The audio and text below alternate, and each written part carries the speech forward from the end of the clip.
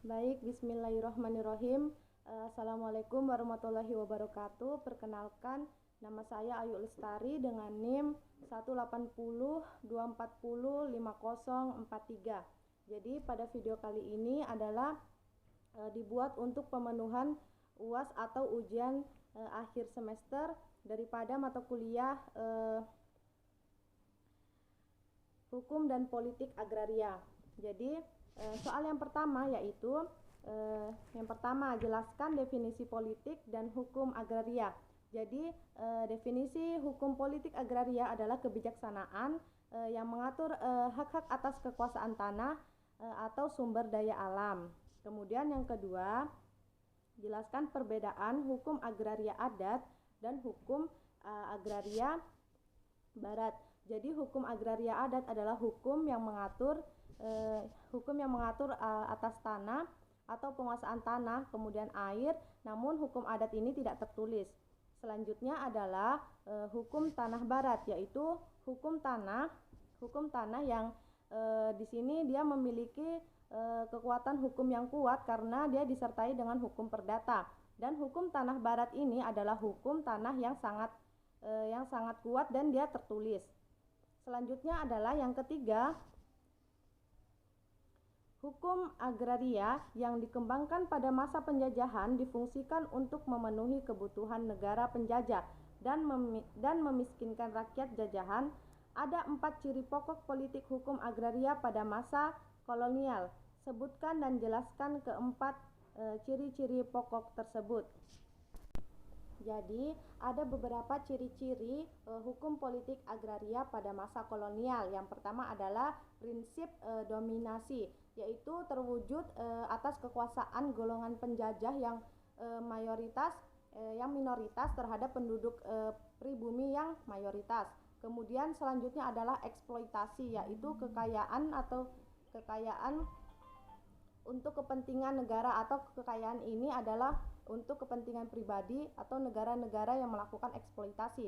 Kemudian yang ketiga adalah diskriminasi, yaitu pada prinsip diskriminasi ini penjajah lebih merasa senioritas ketimbang daripada penduduk asli daripada pribumi. Kemudian selanjutnya adalah prinsip dependensi, yaitu masyarakat jajahan bergantung pada penjajah. Baik, kemudian selanjutnya sebutkan dan jelaskan mengenai 4 hak tanah atas barat. Jadi ada 4 hak tanah atas barat. Yang pertama adalah hak egendom, ada hak erpa, kemudian ada hak gubrik, dan kemudian ada hak obstal. Jadi hak egendom itu adalah hak kepemilikan tanah yang terpenuh. Kemudian selanjutnya adalah hak obstal, yaitu hak kepemilikan tanah yang paling luas dibandingkan dengan orang lain. Selanjutnya adalah hak gubrik, yaitu hak kebendaan atau atas benda yang dimiliki oleh orang lain. Selanjutnya adalah hak obstal, adalah hak numpang karang. Jadi selanjutnya kita masuk pada nomor 5, yaitu apa saja hak-hak atas tanah yang Anda ketahui. Jadi yang pertama adalah hak-hak guna usaha. Jadi hak-hak guna usaha ini adalah hak-hak tanah untuk kita mendirikan suatu usaha. Kemudian yang kedua adalah hak-hak bangunan, yaitu hak-hak untuk mendirikan bangunan. Selanjutnya yang ketiga adalah hak pakai, yaitu hak-hak untuk memakai atau menggunakan tanah. Selanjutnya adalah hak milik, yaitu hak untuk memiliki tanah dengan secara resmi. Jadi pada hak ini nantinya masa depan tanah tersebut bisa dialihkan kepada ahli warisnya. Selanjutnya adalah hak-hak sewa, yaitu hak untuk menggunakan tanah dengan sementara yang nantinya akan dikembalikan dengan jaminan-jaminan tertentu yang telah disepakati bersama. Jadi kita lanjut ke nomor 6, yaitu soalnya jelaskan definisi pengadaan tanah dan apa yang dimaksud dengan kepentingan umum dalam sistem pengadaan tanah tersebut, serta sebutkan 3 contoh objek apa saja yang termasuk dalam kepentingan umum.